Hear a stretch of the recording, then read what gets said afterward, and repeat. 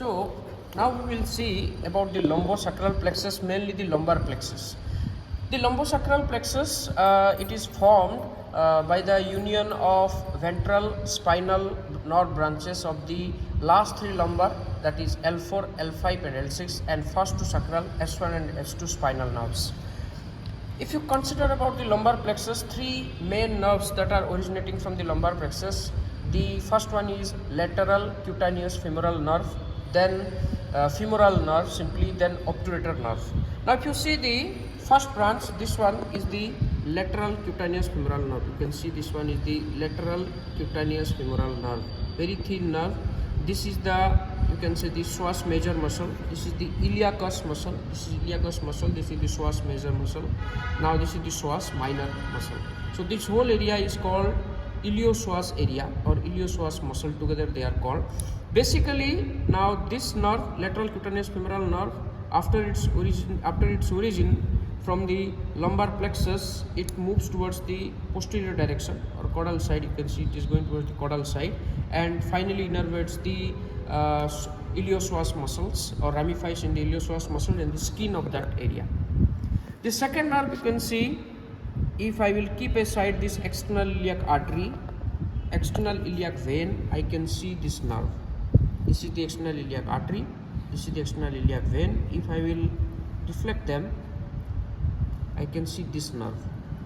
This is nothing but the femoral nerve. It is the largest branch of the lumbar plexus.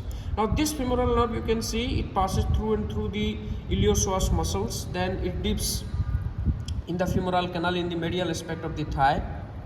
This is the sartorius muscle. I have reflected the sartorius muscle. So behind or at the posterior aspect of the sartorius muscle, now this nerve in the femoral canal, it is called as the internal saphenous nerve.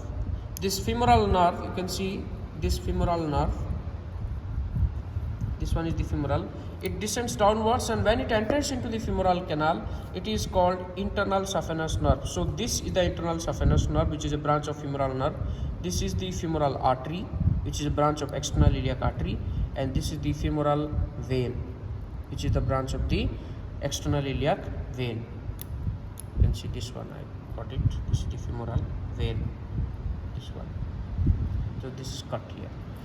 So this internal saphenous nerve, you can see its course, it moves caudally, and this is the gracilis muscle. Then superficially it travels over the gracilis muscle along with the artery. Which artery? We already know this one. This is the artery, you can see this artery. This is the saphenous artery. So internal saphenous nerve, it is running side by side the saphenous artery over the gracilis muscle superficially, then it finally ends at the posterior aspect of the leg region. This is the posterior aspect of the leg region. Now the third nerve of the lumbar plexus is the obturator nerve. You can see this one. This is the obturator nerve. Now very easy to identify because this is the obturator foramen. You can see this is the obturator foramen. This is the obturator internus muscle. Now very easy to identify. This is the obturator nerve. So three nerves. Again I am showing lateral cutaneous femoral nerve, then simply femoral nerve which descends downwards as the internal saphenous nerve, then obturator nerve. Now the important thing to remember here, no nerve from the lumbar plexus is going up to the digit. Now this is the medial aspect of the hind limb, particularly the hip and thigh region.